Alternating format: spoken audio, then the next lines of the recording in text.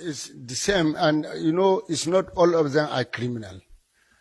Not all of them are criminal, because if you know, or maybe if you investigate what is happening or what makes them to take those laws into their hand, some of them sometimes were cheated by so-called Nsakai, and I have to ban completely the Nsakai in my state. The Nsakai is those called vigilante group, who normally went to their settlement, destroy their property, and take their animals. So they doesn't have anyone to speak with.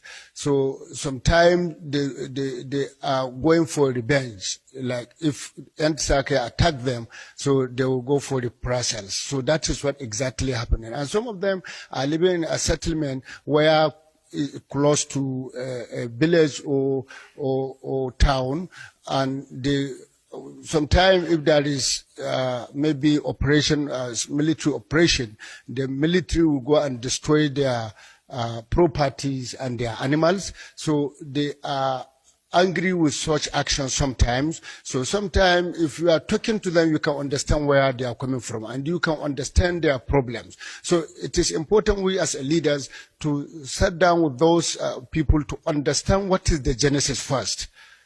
You can't just, jump and conclude that the person is criminal. You have to listen to him. What makes him to go into that activities?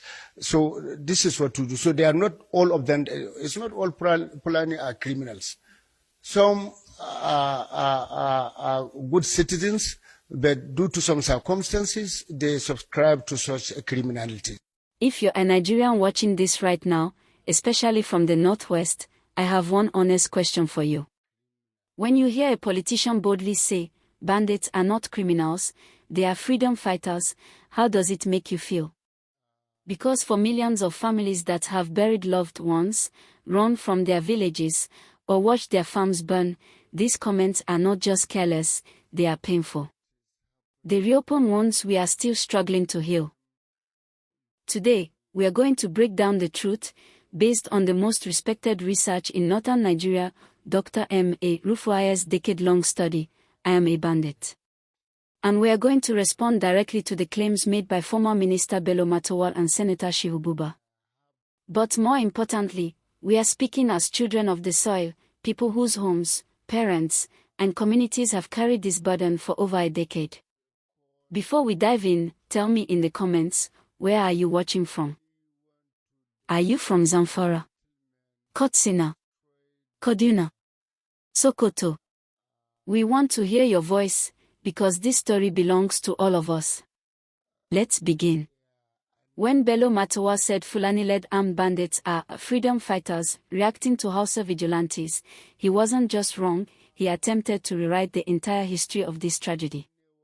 And Nigerians deserve the truth, not political storytelling. From Dr. Rufa'i's work, one thing is crystal clear: modern banditry did not start as revenge. It did not start because Hausa people oppressed Fulani people. It did not start because of Yen Esekai. The first spark began around 2011 in Zamfara, and it started the way most criminal movements begin, in the shadows of broken law and greed. Cattle theft. Rural violence. A complete collapse of policing in the forest. That's where it started. And this is the part many politicians will never mention.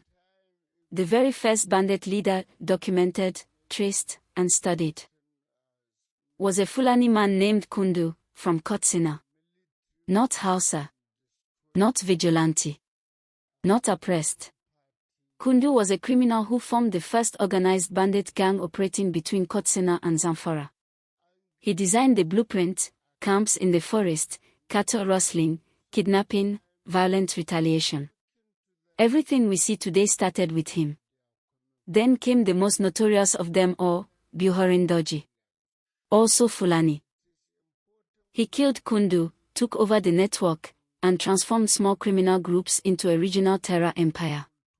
Under his leadership, alliances formed with other criminals: Dogo Shid, Halalu Sabubu, Eda Alaru. These alliances weren't about revenge. They were about power, ransom, and total control of rural communities. By the time this movement expanded, over 120 factions were operating across Zamfara, Kaduna, Katsina, Sokoto, Kebbi, Niger, almost all led by Fulani commanders. That's not my opinion. That's research, evidence, interviews, and 10 years of documented facts. But here's the part that hurts the most. From day one, the biggest victims have been Hausa villages. Hausa farmers. Hausa traders. Hausa students. Let's be honest, if these so-called freedom fighters were responding to oppression, why is it Hausa communities that they have burned, kidnapped, taxed, enslaved, and terrorized? Zami burned. Yagoladima massacred.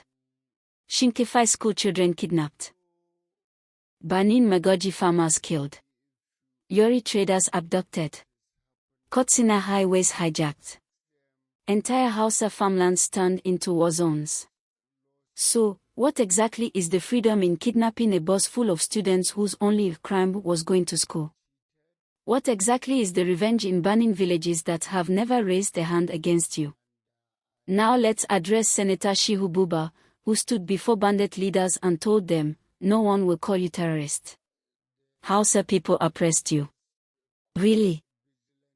Then we must ask him some honest questions. Who oppressed Buhorindoji? His parents are alive. No Hausa person harmed them. Who oppressed Halalu Sabubu? His father was a criminal who died in crime. That is not Hausa oppression. Who oppressed Bello Taji? When Taji's father was arrested for an offense, Taji responded by kidnapping hundreds of traders and threatening 30 villages. Is that self-defense?